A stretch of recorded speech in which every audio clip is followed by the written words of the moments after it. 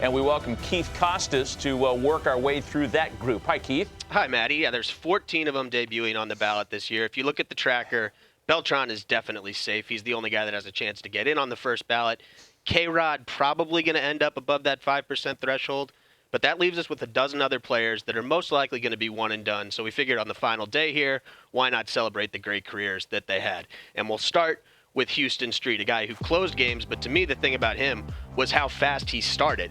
He was basically a ready-made all-star level closer coming right out of college. 26 innings in the minors before he came up to the big leagues, was on the 2005 opening day roster, and you see those numbers right out of the chute. A 1.72 ERA in a full season in the majors that first year. He had 324 career saves. He actually had the second most saves all time through his age 31 season behind Kimbrel, but only 9 after that. So just not enough volume for the Hall of Fame, but a great career nonetheless. Next up, the shortstops here. One of them more offensive, one of them more defensive, but when you look at them, they were actually better on the other side of the ball than you remember. Hardy was actually just 12 home runs short of being part of that group you see on the left. He had 188 homers in his career. And Peralta, I watched play for a 100-win Cardinals team that led the league in ERA. He was just fine at shortstop. Maybe not the defender that Hardy was, but good enough and better than people remember.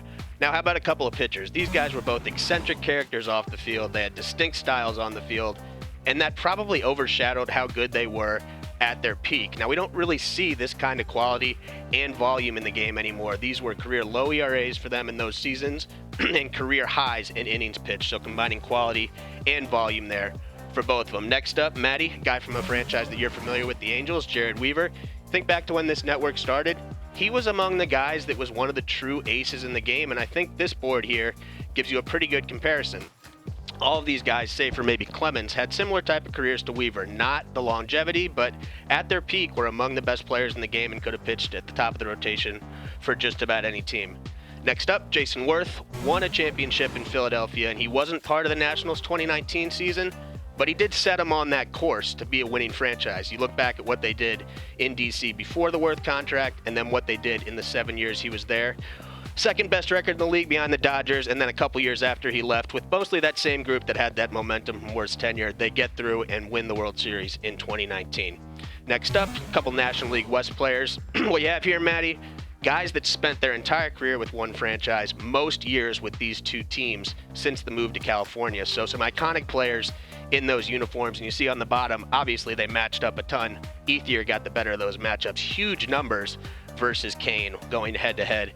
And lastly, a trio of players that won a World Series together in 2013 with the Red Sox. Lackey won with 3 different teams. He was great for the Cardinals as well as 4th team. Napoli could have won a World Series MVP in 2011, if not for Nelson Cruz and David Freese. And Jacoby Ellsbury probably had the best single season of anybody on this list, but we know it was a tale of two cities for him in Boston and New York. So these guys aren't going to come close to the Hall of Fame guys, but great careers nonetheless. An honor to even be on the ballot. Yeah, but what a really nice profile of all those players and the impact they made. Would never have guessed that Matt Cain and Andre Ethier ranked as highly in games played in contiguous years of service with those franchises as they do. All those players, really good players. They're all depressing. I don't know about that, Harold. I mean, those guys were good players. They're going to have a hard time getting over the 5% to stay. Is it 5 or 10% to stay on the ballot? 5% to stay on. Yeah, I mean, look, I think they're all great players worthy of consideration, but do voters think they're Hall of Famers? I don't know the answer to that, but really a nice tribute to them as well.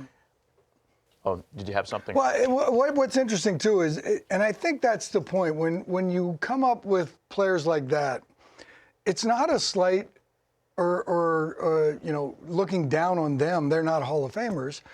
The Hall of Fame is the 1% of the 1% that ever played. Yeah. I mean, that's just the reality of it. When you look at a list like that, and Street was pretty impressive because there was a time when Street was coming into games, it was game off. Right. You know what I mean? As soon as he was coming in, you knew the game was over. It was just going to be slam dunk. But did he do enough in his career to say, I'm the 1% of the 1%? And the answer is probably not.